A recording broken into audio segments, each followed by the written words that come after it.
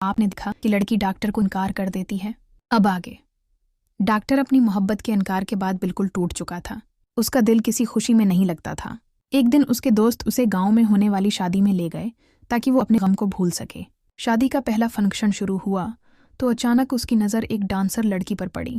ये देखकर वो चौंक गया कि ये वही लड़की है जिसने उसकी मोहब्बत को ठुकरा दिया था। लड़की ने शर्मिंदगी के साथ डॉक्टर से कहा कि एक बार मेरी बात सुन लो, मैं ऐसी नहीं हूँ। मगर डॉक्टर गुस्से में आग बबूला हो गया और उसे एक थप्पड़ मारकर वहां से चला गया।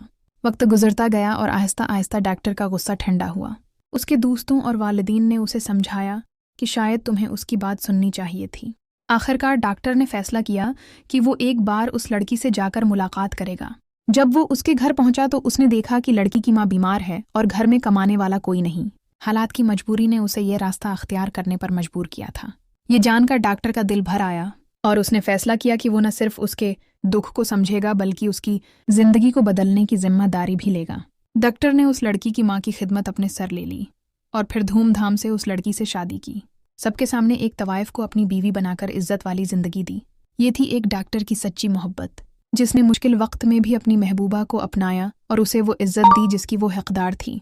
सच ये है कि अगर मर्द मजबूत इरादे वाला हो तो वो एक तवाइफ को भी इज्जत वाली जिंदगी दे सकता है। आपको कैसी लगी ये कहानी? कमेंट में अपनी राय ज़रूर दें।